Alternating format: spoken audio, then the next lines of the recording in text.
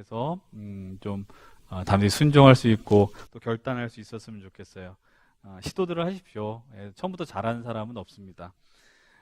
사실 이렇게 어저께 나눠보니까 이런 생각이 들더라고요. 격려를 받는 것도 중요한데 좀 이렇게 격려를 하는 것도 쉽지는 않는데 격려 받는 것도 참 어색해하더라라는 거예요. 그런 거 보면서 여러분 받을 줄을 좀 아셔야 합니다. 사랑을 받을 줄 아셔야 되고 격려를 받을 줄 알아야 되고 칭찬을 받을 줄 알아야 되고 근데 그게 우리가 인색한 이유는 우리가 못해서 안 받는 게 아니라 서로 인색한 거죠. 서로 인색하고 할 줄을 모르는 것이고 여러분들 혹시 정말 인생에 있어서 정말 손가락 꼽을 정도로 받아가지고 너무 어색한 순간이 올지라도 감사한 마음으로 받으시면 됩니다. 잘 받는 분들이 그것을 나눌 수 있다라는 것이죠. 오늘도 마찬가지입니다. 하나님 오늘 우리를 향하여 위대한 사랑을 허락하십니다. 그 사랑을 받으십시오. 그 사랑을 받아들이십시오. 그리고 그 사랑을 세상에 흘려보내십시오. 그것이 우리의 인생, 우리의 삶이 되어야 하는 것입니다. 이제 오늘도 우리는 지난주에 이어서 여호수아 말씀을 함께 나누려고 합니다. 여호수아 말씀. 지난주 잠깐 말씀을 드렸지만은 여호수아에게 놓여진 가장 중요한 사명은 가나안을 정복하는 거예요. 가나안 땅을 정복하는 거예요.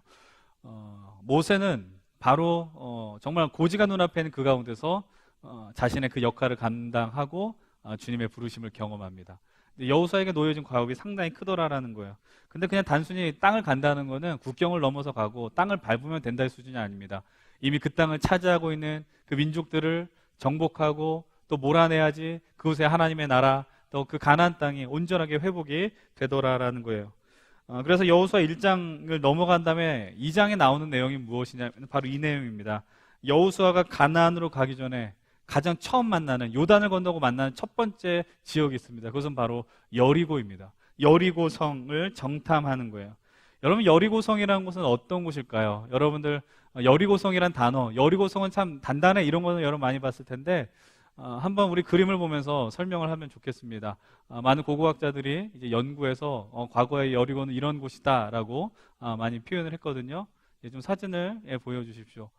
저게 고대의 여리고성이라고 이제 상상을 해서 만든 거죠. 어떤 고대 이런 뭐라 그러죠? 고고학적인 유물들을 뽑고 땅을 조사하면서 이런 곳이다. 여리고성은 사람들이 살기 시작한 가장 오래된 도시라고 이야기를 합니다. 폭이 한 200m고, 그러니까 긴 쪽이 200m고, 그리고 짧은 쪽 한 100여 미터 정도의 중간 규모의 도시 국가라는 거예요. 여러분 생각보다 그렇게 수치를 말하니까 작아 보인다 이렇게 할지 모르지만 당시로서는 나름 규모를 갖춘, 그래서 어떤 이들은 약 2천여 명의 사람이 살았을 것이다라고 하지만 또 한편에서는 좀 더 많은 이들이 살았을 것이다라고 이야기를 합니다. 그러나 우리 입장에서는 뭐 별로 안 중요해 보인다라고 생각할지 모르지만 당시로서는 상당히 중요한 군사적 요충지예요. 그래서 그림에 보는 것처럼 여러분 성벽이 어떻게 되어 있어요? 바깥쪽 성벽이 있고 안쪽 성벽이 있어요. 이중 성벽으로 되어 있습니다. 그래서 외부에서 볼 때는 우리가 흔히 그런 무너뜨리기 어려운 성을 뭐라고 이야기해요? 난고불락의 성이라고 이야기하죠. 사람들한테 그렇게 인식이 되어 있습니다. 다음 그림을 한번 보여주십시오. 다음 그림을. 이것을 이제 단면도라고 이야기하잖아요. 그렇죠? 여리고성 이 바깥쪽 성벽과 그리고 안쪽에 있는 벽들이 있습니다. 여러분들 이제 이 도시 자체가 상당히 이 해수면으로부터 낮은 곳에 위치한 곳이 여리고이긴 합니다만 어쨌든 그래서 이 도시를 높이 지었어요. 높이 지었는데 그래서 바깥에서 볼 때 저 밑에 있는 성인남성 보이죠? 글자가 잘 보일지 모르겠습니다. 그래서 밖에서 볼 때 그러니까는 그 도시 자체는 한 14m 정도로 하니까 뭐 우리로 치면 거의 3, 4층 건물 아니겠어요? 그러니까 높은 지대 그 땅이 그 성이 위치해 있고 그다음에 밖에서 볼 때는 그 바깥 성벽조차도 거의 10m가 넘게 되어 있습니다. 그러니까 바깥에서 서면 안쪽이 보인다는 거예요, 안 보인다는 거예요? 보이지 않다는 거예요. 그러니까 되게 어떻게 보면 여리고성은 아주 은밀한 곳이다라는 거예요. 근데 이곳을 이스라엘은 점령을 해야 돼요. 이제 그만 보여주셔도 되고요. 그러니까 만만한 곳이 아니라는 겁니다. 여리고성은. 그래서 여호수아가 어떤 행동을 합니까? 어떤 작전을 펼칩니까? 바로 두 사람의 정탐꾼을 이 여리고성으로 먼저 보내게 됩니다. 이런 그 정탐꾼이 만나는 여자가 있습니다. 아주 유명한 여인의 이름입니다. 바로 라합입니다. 여러분 라합은요 예수님의 족보에 등장하는 사람입니다. 근데 이 라합으로 인하여서 이스라엘 백성들이 여리고를 무찌르게 되는 아주 중요한 일을 감당하게 되는 거예요. 이 정탐꾼이 라합과 만나게 됩니다. 근데 라합이 이 정탐꾼들에게 하는 중요한 이야기가 있어요. 그게 무엇이냐? 하나님께서 너희에게 이스라엘에게 여리고를 넘겨줬다라는 고백을 합니다. 대단한 일이에요. 어떻게 이런 여리고성에 사는 그 한 여인으로부터 정탐꾼들이 이런 이야기를 들을 수 있느냐?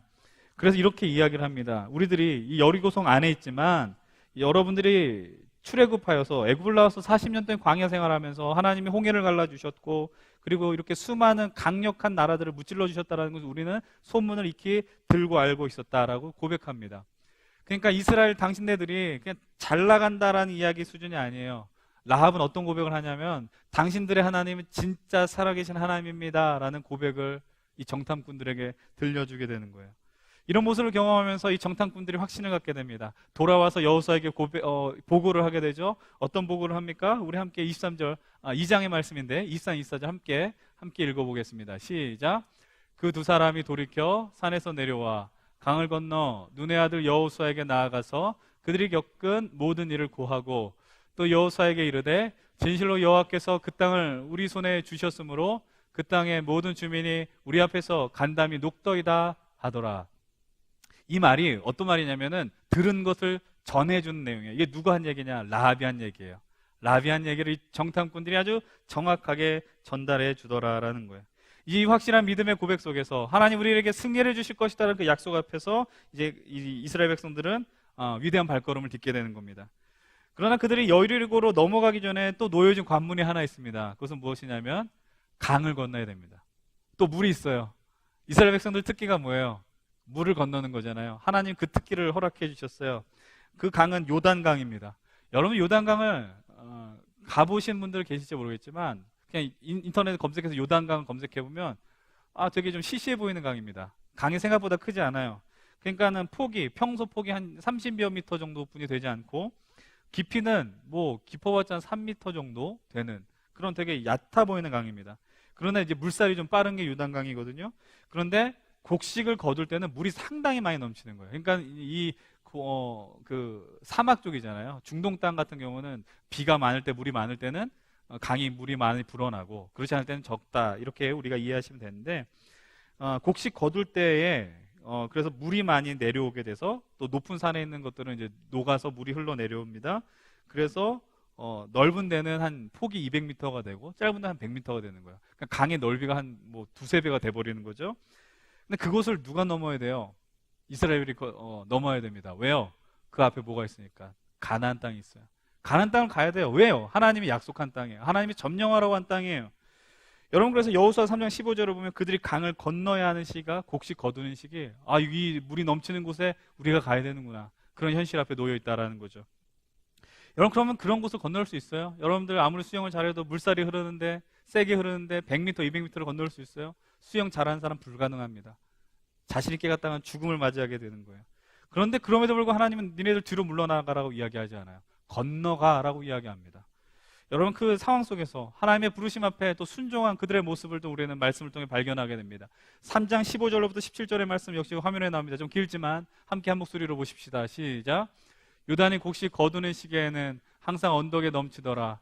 궤를 맨 자들이 요단에 이르며 궤를 맨 제사장들의 발이 물가에 잠기자 곧 위에서부터 흘러내리던 물이 그쳐서 사르단에 가까운 매우 멀리 있는 아담 성읍 변두리에 일어나 한 곳에 쌓이고 아라바의 바다 염해로 향하여 흘러가는 물은 온전히 끊어지매 백성이 여리고 앞으로 바로 건널세 여호와의 언약궤를 맨 제사장들은 요단 가운데 마른 땅에 굳게 섰고 그 모든 백성이 요단을 건너기를 마칠 때까지 모든 이스라엘은 그 마른 땅으로 건너갔더라. 아멘. 여러분 이들이 어떤 일을 경험하게 되는 거예요. 물이 가득 넘쳤었던 요단강에 뭐가 보인 거예요? 바닥이 보이기 시작해요. 이들은 두 가지 경험을 한 겁니다. 첫 번째 경험은 무엇입니까? 기적 자체예요. 강이 물이 말라버린 거예요. 어마어마한 기적을 맛본 거예요. 근데 두 번째 그들이 경험한 건 무엇인지 아세요? 그들이 말로만 들었었던 지금 여러분들 이 순간 앞에 있는 이스라엘 백성들은 출애굽 1세대들이 아닙니다.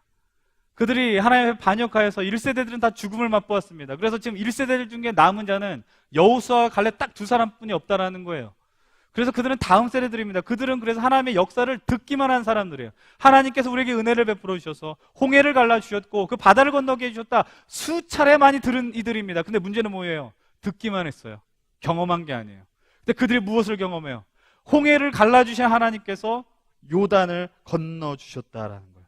말로만 경험했었던 그 하나님을 직접 경험한 겁니다. 여러분, 여기 대부분 우리는 다음 세대들입니다. 부모의 믿음을 따라서 왔습니다. 그럼에도 여러분, 청년 이후가 되기까지 생존할 수 있는 이유는 뭐예요? 내가 살아계신 하나님 만났기 때문이에요. 내가 그 하나님 만났기 때문에 여러분 이 자리에 있는 것이죠.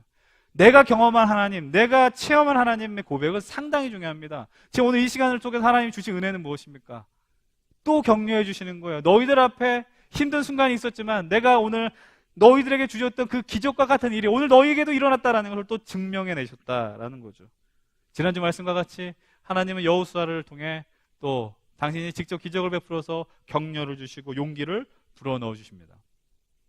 그런 놀라운 역사 속에서도 그러나 또 피할 수 없는 현실이 있습니다. 우리가 아까 전에 언급했었던 곳입니다. 바로 요단강을 건너서 처음 만나는 곳입니다. 여리고성입니다.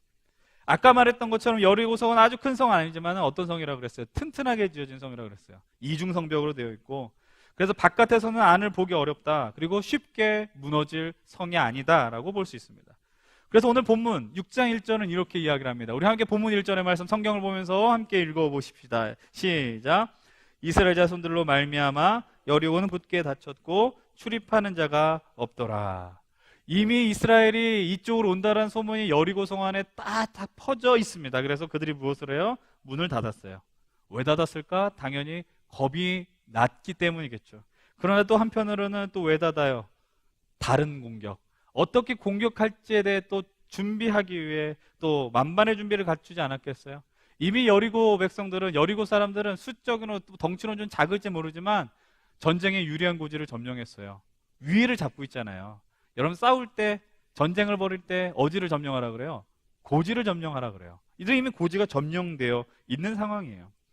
여러분, 지금 그런데 이스라엘 백성들이 할 수 있는 일은 하나도 없습니다. 군대와 군대가 맞붙을 수 있는 상황이 아니고 여리고는 문을 굳게 닫았어요. 근데 그들의 사명은 분명하잖아요. 여리고를 점령해야 돼요. 여리고 성으로 가야 해요. 이 모습을 보게 되니까 그냥 또 우리의 모습, 우리 인생이 떠올라지고, 지난주 제가 했었던 얘기가 또 반복이 됩니다. 그것이 뭐예요? 이게 우리의 인생이에요. 한 산을 넘어가니 또 뭐가 있더라? 산이 있더라라는 거예요. 산맥이라 그랬잖아요. 산 넘어갔는데 또 산이야 라고 이야기했어요. 요단강을 건넜잖아요. 요단강을 건넜는데 그게 아주 멋있게 건넜다고요. 기적과 같이 아주 멋들어지게. 근데 또 뭐가 있어요? 여리고성이 또 기다리고 있어요. 감격스럽잖아요. 아, 우리가 요단을 건넜구나. 근데 그 감격이 사라지기도 전에 여리고성이 있습니다. 이런 순간들이 참 우리를 지치게 하잖아요. 그죠? 참 힘들게 합니다. 근데 참으로 재미있는 것이 있습니다. 뭐가 재미있느냐? 재미없을 수 있습니다. 그러나 재미있는 건 뭐냐? 예전에 지나갔었던 그 순간들이 있어요. 예전에 지났던 요단들, 예전에 경험했던 여리고성들, 고비의 순간들 지나면 아무런 느낌이 없어요. 왜요? 지금 앞에 있는 여리고가 너무 크게 느껴지기 때문이에요. 그러니까 지금 문제들이 크니까 과거에 있었던 것들은 별거 아니다라고 느껴지더라라는 거예요. 여러분, 지금 우리 가운데도 많이 그렇지 않아요? 뭐 여러분들 10년 전, 10수년 전에 여러분들 대학교 가기 위해서 수능 시험 볼 때 여러분 인생의 가장 큰 문제는 수능이었다고요. 근데 여러분 수능 때문에 지금 고민하는 분들 계십니까? 지금 수능 새벽 기도에 드린다고 했는데 나 이제 새벽 기도 열심히 참여해서 수능 성적 올려보겠다는 사람이 있어요? 없어요. 근데 그건 그냥 예전의 여리고성이에요. 그게 오늘 우리의 삶을 흔들지 않아요. 정말 미련한 사람이 있을 수 있어요. 내가 대학을 뭐 그때 공부 더 했으면, 죄송한 얘기지만 정말 미련한 거죠. 그 생각 내려놓고 그것 때문에 내가 오늘 힘들 일은 거의 없다라는 겁니다. 지금 눈앞에 있는 문제가 가장 크기 때문에. 근데 그런 문제 앞에서 여전히 하나님이 이렇게 말씀하세요. 2절 말씀을 함께 읽어보겠습니다. 2절입니다. 시작. 여호와께서 여호수아에게 이르시되 보라, 내가 여리고와 그 왕과 용사들을 내 손에 넘겨주었으니. 내가 여리고와 왕과 용사들을 너희들에게 넘겨주었다. 여러분, 하나님의 이 순서를 정말 잘 기억하십시오. 무슨 순서입니까? 하나님께서 우리의 삶에 되어져가는 쪽에서 너희들은 될 대로 되라는 식으로 마음대로 살라, 구경하는 하나님이 아니에요. 모른 척하는 하나님이 아니에요. 하나님 먼저 하시는 작업이 있어요. 그것은 뭐예요? 약속을 하세요. 우리 하나님 약속하시는 하나님이에요. 승리의 약속을 주세요. 오늘도 우리가 수차례 많이 또 이 막 기록되어 있는 성경을 통해서 우리로 하여금 승리의 약속을 허락해 주세요. 그 다음에 주시는 건 뭐예요? 약속을 주시고 살아갈 힘을, 그리고 그 방법을 제시를 해 주십니다. 오늘 본문 3절로부터 5절, 3절부터 5절의 말씀 함께 보겠습니다. 시작. 너희 모든 군사는 그 성을 둘러 성주위를 매일 한 번씩 돌되 엿새 동안을 그리하라. 제사장 일곱은 일곱 양각 나팔을 잡고 언약궤 앞에서 나아갈 것이요, 일곱째 날에는 그 성을 7번 돌며 그 제사장들은 나팔을 불 것이며 제사장들이 양각 나팔을 길게 불어 그 나팔 소리가 너에게 들릴 때에는 백성은 다 큰 소리로 외쳐 부를 것이라. 그리하면 그 성벽이 무너져 내리리니 백성은 각기 앞으로 올라갈지니라 하시매. 여러분, 지금 현장은 전투의 현장이 되어야 됩니다. 전쟁을 벌여야 돼요. 점령해야 되거든요. 근데 하나님이 제시한 거는요, 너무 이상해요. 생뚱맞아요. 하나님이 지금 딴 거를 얘기하신 것 같아요. 어떤 말씀을 주십니까? 매일 성을 한 바퀴씩 돌라고 이야기하십니다. 6일은 하루에 한 바퀴씩 돌고 마지막 7번째 날 어떻게 하라고요? 7바퀴를 놓으십시오라고 이야기합니다. 여러분, 어렸을 때 성경 퀴즈 하면은 이런 퀴즈 문제가 상당히 많이 나왔어요. 이스라엘 백성들은 여리고성을 몇 번 돌았습니까? 생각이 짧은 사람들은 7일 돌았으니까 7번 땡이죠. 똑똑하신 분들은 어떻게 해요? 6일 하루에 한 번씩 7번째 날 마지막 7번, 13번 13번을 돌라라고 이야기합니다. 그리고 신호를 주면 그때 소리를 외쳐라. 근데 여러분, 이 부분 읽으면 여러분들 눈이 계시고 생각이 계시고 또 마음이 계시면 고개를 갸우뚱하시고 상당하게 이상하게 보셔야 됩니다. 왜요? 아까 말씀드렸어요. 전쟁이라면서요. 그러면 뭘 해야 돼요? 전쟁 준비해야죠. 전쟁 준비가 뭐예요? 지금 총은 없으니까 칼 들어야 되죠. 창을 들어야 되죠. 방패를 들어야 되죠. 활을 들어야 되죠. 여리고성이 높다면서요. 그럼 높은 넘어갈 수 있는 사다리를 만들어서, 아니면 그것까지 돌 던질 수 있는 기구를 만들든지 전쟁 준비를 해야죠. 근데 하나님은 돌래요. 성을 자꾸 돌라고 말씀하세요. 여러분, 하나님 우리 인생 속에서 오늘도 약속을 주십니다.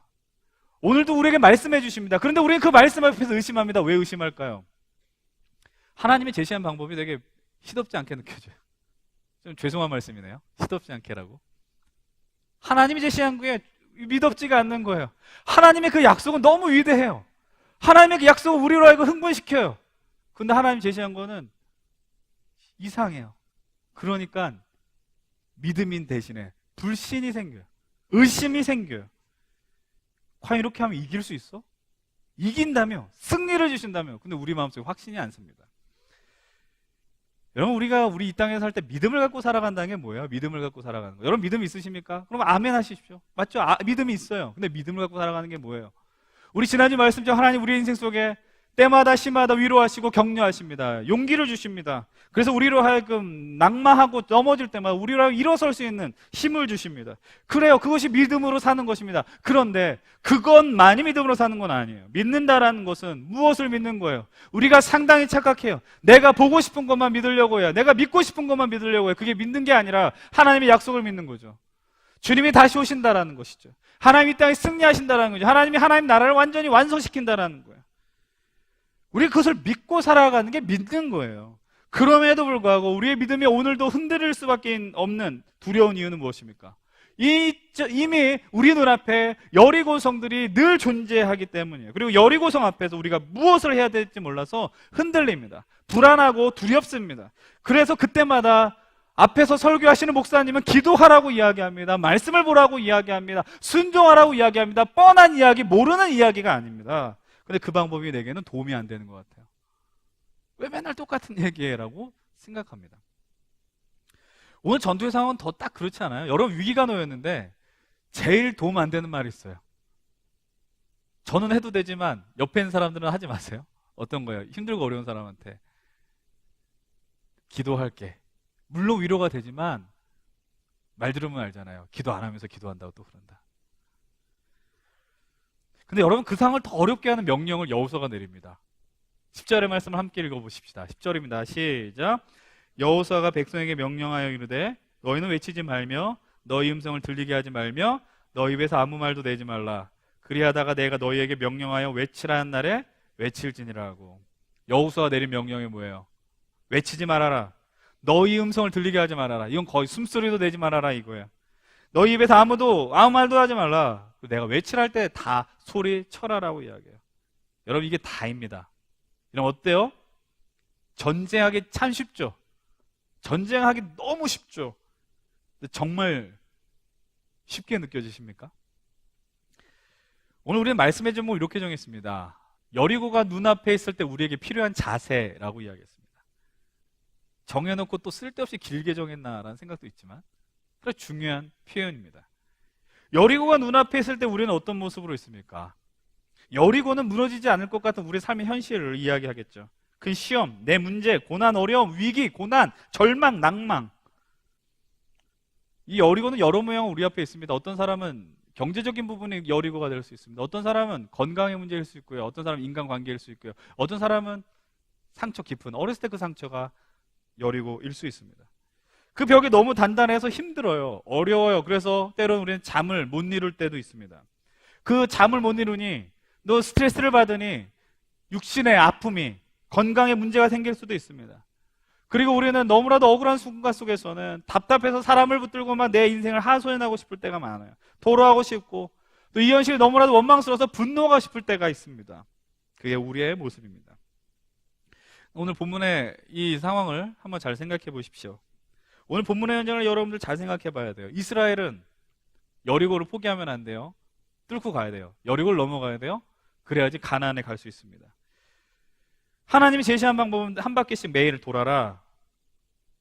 여러분 그들이 성을 조용히 돌아야 돼요. 큰 크기는 아니지만 수많은 사람들이 있었기 때문에 꽤 시간이 걸렸을 것입니다.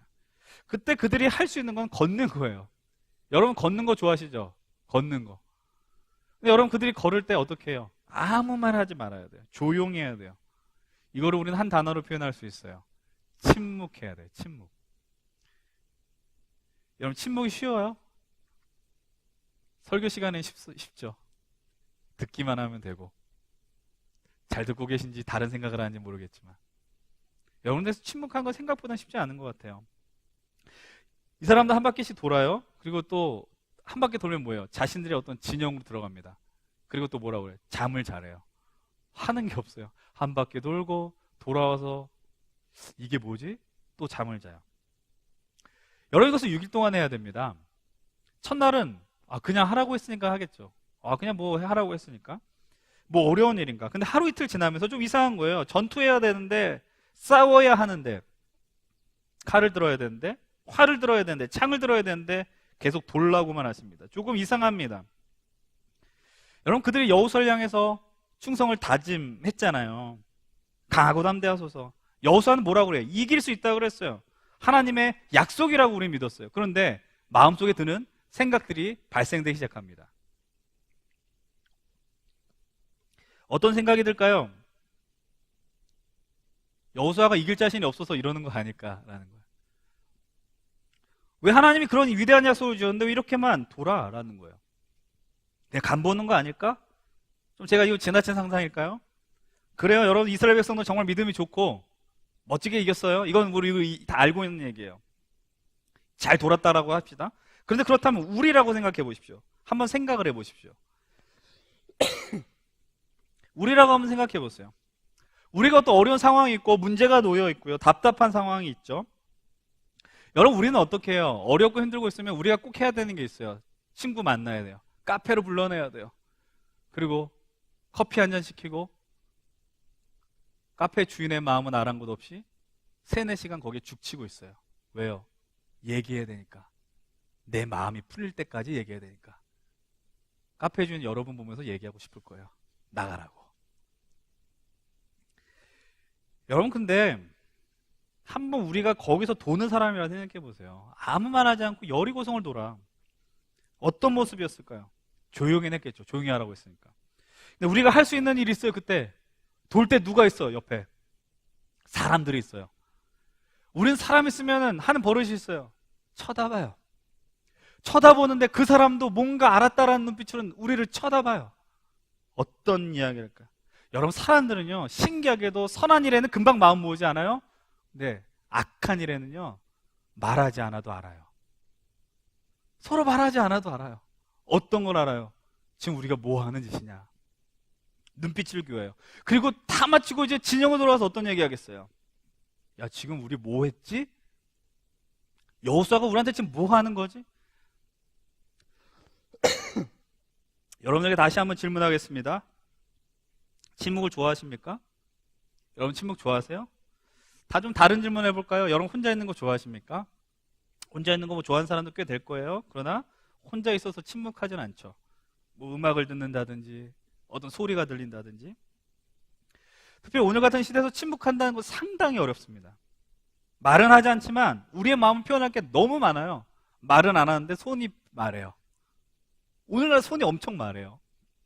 그리고 SNS 같은 공간들, 우리의 감정을요, 여과 없이 표현해요. 오늘 우리가 살고 있는 시대는 침묵하는 것을 그냥 두지 않아요. 침묵할 이유를 찾지 않아요. 쏟아낼 수 있으면 쏟아내라고 이야기해요. 당신이 할 수 있을 만큼 하라고 이야기를 해요. 나 억울하니, 힘드니, 나 건들지 말고 무조건 내 편 들어라고 여러분들도 이야기를 해요. 반대 이야기하면 서운하다고 바로 반응하잖아요. 그 상황들이 얼마나 많은지 몰라요. 제가 신학교 시절에, 신대원 시절에 1학년 때 경건훈련을 합니다. 경건훈련 가서 은성수도원이라는 거 가게 되는데, 그곳에 생활 철칙이 있습니다. 2박 3일 동안 하는데 침묵을 해야 됩니다. 2박 3일 동안. 그 침묵 속에서 하나님만 바라보십시오. 기도의 훈련을 하겠습니다. 여러분, 침묵의 훈련이 어땠을까요? 당연히 어렵죠. 한꺼번에 신학교 동기들이 많으니까 한꺼번에 가지 않고 여러 차례 나눠서 20여 명씩 갔습니다. 지나가는 서로 아는 척하지 않았어요. 아는 척할 수 없어요. 아는 척하면은 말을 해야 되니까. 쳐다봤어요. 쳐다보면서 느끼는 건 뭐예요? 답답하다, 이거 아니에요. 여러분, 침묵하라고 하니까 처음엔 뭘 해야 될지도 모르겠어요. 계속 침묵하라고 하니까 잠만 많이 왔어요. 근데 침묵하면서 또 쓸데없는 생각을 하다가 또 어느 순간 또 그것이 사라지는 순간이 경험되기 했습니다. 여러분, 문득 이런 생각을 상상을 해봅니다. 만약 이스라엘 백성들이 그들로 하여금 말을 하게 했다라고 만약에 생각해 보십시오. 그들의 숫자가 단순히 몇십 명이 아니에요. 몇백 명, 몇천 명, 몇만 명, 어마어마한 숫자들이에요. 돌면서 말을 하라, 지금 느꼈었던 걸 얘기를 해봐라, 어마어마하게 시끄럽지 않았겠습니까? 돌면서 불평분만이 나오고, 그러면서 여호수아를 향한 적대 세력들이 생겼을지도 모르고, 우리의 상상을 뛰어넘는 어떤 언어와 행동들이 그곳에 넘쳐났을지 모릅니다. 왜요? 여전히 여리고는 있으니까.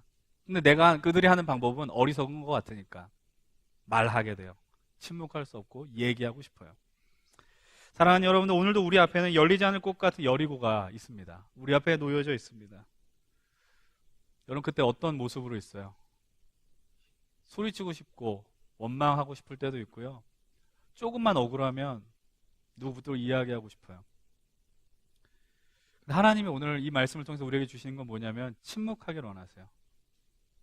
그 입 다물라라는 거예요. 그 입 다물라.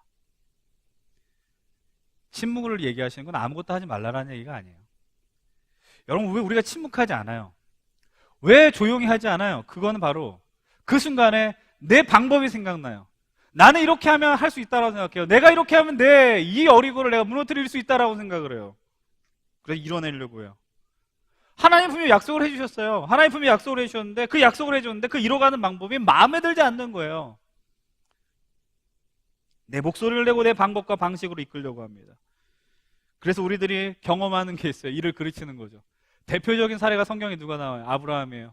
하나님께서 아브라함에게 자손을 주신다라고 이야기했어요. 그런데 자손이 나오진 않아요. 그래서 그는 어떤 방법을 사용해요? 자신의 아내의 종 하갈을 통해서 이스마엘을 낳게 됩니다. 그리고 그 이스마엘은 결국 그 유대인들에게 있어서 동족의 비극, 그 아픔의 씨앗이 되고 말았죠. 우리가 인생 속에서 그런 아브라함 같은 모습들을 보일 때가 얼마나 많은지 몰라요. 후회하는 경우들, 말하면 후회를 많이 해요. 우리는 벌려놓은 후회를 많이 한다고요.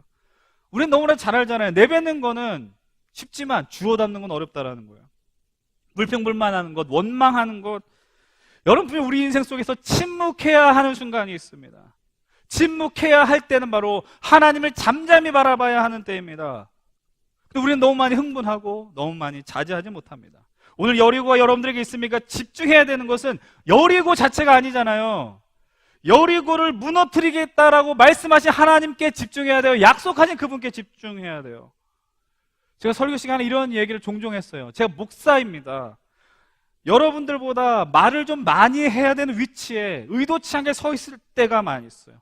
때로는 분수도 모르고 이야기하고 누군가를 가르치고 권면할 때가 있어요. 그러다 보니 하지 말아야 될 이야기를 할 때도 있었고, 실수할 때도 있었고, 주제를 모르는 언어들을 많이 나눌 때도 있었어요. 그래서 상황을 더 악화시키고, 돌아보면 후회하는 일들이 얼마나 많은지 몰라요. 다시 한번 말씀드리면 아무 말도 하지 말라 이건 아니에요. 그러나 조심해야 되죠. 지난 주간에 제가 이게 지내면서 좀 예상치 못한 어떤 상황이 발생이 됐어요. 그래서 좀 고민했어. 이걸 어떻게 해야 될까? 누군가에게 빨리 이야기를 해야 될까? 아니면 관련된 사람들 불러가지고 좀 얘기를 해야 될까? 막 이렇게 고민했어요. 선교를 다녀하고 이제 좀 이제 하반기 사역 잘 해야겠다는 생각이 들었는데 예상치 못한 것들이 벌어져서 고민이 되기 시작했어요. 근데 그 순간에 이게 좀 상황이 꼬였어요. 꼬였다기보다는 그 순간에 감사하게도, 감사한 건지 모르겠지만 여러 상황 때문에 제가 말할 상황이 늦춰졌어요.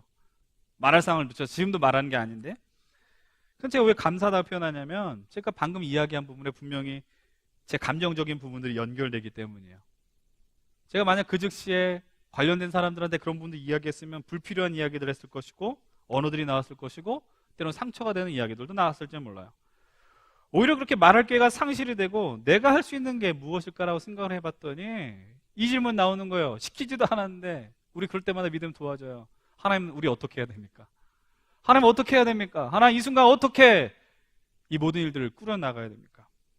여러분, 그때 하나님이 갑자기 짜잔 나타나서 이렇게 해라고 말씀하세요? 그리 하실 수도 있지만 그런 경우가 거의 없죠. 그러나 우리로 하여금 대신 여러 모습과 모양으로 깨닫게 하세요. 먼저는 이거예요. 너 입 다물어 라는 거예요. 너 조용해. 그리고 그 다음은 이거예요. 조용하고 나를 봐라 라는 거예요. 날 보라. 여리고를 주겠다고 약속한 나를 보라 라는 거예요. 너에게 승리를 약속한 나를 봐라 라고 말씀하세요. 오늘 여러분 머릿속에 복잡하게 외치고 싶은 것들 많죠? 억울하고, 오늘 예배 끝나고 목장 모임 때 나 이거 얘기해야지. 삶을 나누세요. 얘기하지 말라는 게 아니라. 그렇지만 그게 은혜를 나누고 아니면 좀 내가 기도 부탁하기 위함이 아닌 내 마음의 원통을 풀기 위해서 그런 수준에 머물러 있다면 잠깐 생각을 하셔야 돼요.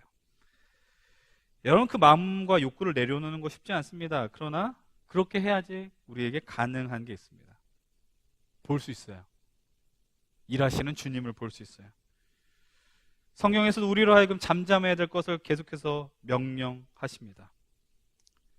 전도서에는 이렇게 말씀하세요. 너는 하나님 앞에서 함부로 입을 열지 말아라고 이야기하십니다. 하나님은 하늘에 계시고 너는 땅에 있다라고 이야기합니다. 어떤 의미는 우리로 향해서 이렇게 말씀하신 거예요. 너는 심판자 되지 마라. 함부로 하나님이 되려고 하지 마라 라고 말씀하시는 거예요. 그래서 이사야 선지자는 이런 얘기를 하잖아요. 나의 생각과 너의 생각이 달라. 하나님의 생각과 우리의 생각은 천지 차이다라고 이야기를 하는 겁니다. 사랑하는 여러분들, 오늘 우리 인생 속에 여리고가 있을 때 우리가 해야 될 일이 있습니다. 우리의 생각과 언어를 잠시 멈추는 것입니다. 그리고 그분 앞에 나아가신 거예요. 주님을 바라보는 것 여전히 답답할 거예요. 주님이 자꾸 우리로 하여금 돌라고 말씀하실 거예요. 이건 하나님, 우리 방법 아니에요. 하나님께서 우리로 하여금 그 방법을 말씀해 주셔서 순종하게 하십니다. 근데 그렇게 해야지 우리 안에 원망과 분노가 멈춰지게 돼요. 오늘 나눈 메시지가 좀 시시하게 느껴질지 모르겠습니다. 그렇지만 단순한 만큼 살기는 어려워요. 우린 또 이야기할 거예요. 또 우린 원망하고 또 얘기할 거예요. 저런 말하고 토를 달고 그래 내 의지를 관철하고 싶은 마음으로 가득 찰 거예요. 그런데 기억하십시오. 하나님 오늘까지 우리를 이 자리까지 인도하셨습니다. 그 말의 의미는 우리 인생 속에 수많은 여리고를 뚫게 하셨습니다. 여리고를 이기게 하셨습니다. 그리고 오늘까지 이곳에 오게 하셨습니다. 그런 은혜 시간들이 많이 있었어요. 자꾸 여리고 돌면서 옆 사람 보려고 하지 마세요. 주님 보십시다. 그분의 약속을 믿으십시오. 우리와 함께 하시고 우리가 여리고를 넘겨주신다라는 그 믿음을, 그분의 방법과 방식을 따라 믿으십시다. 오늘 좀 힘들면 주님 앞에 투덜거리십시오. 그렇게 할 수 있었으면 좋겠어요. 그리고 여리고 앞에서 너무 당황하지 마시고 조용히 침묵하며 그분을 바라보십시오. 이 예배 자리가 그런 순간이 되었으면 좋겠습니다. 그 은혜의 영광 앞에, 말씀 앞에, 침묵 속에서, 그러나 오늘도 우리를 향하여 끊임없이 역사하시는 하나님을 집중하며 그분으로 위로 경험하고 승리의 길을 감당하신 우리 귀한 우리 청년들과 우리 예배자들 되길 주의 이름을 간절히 소망합니다.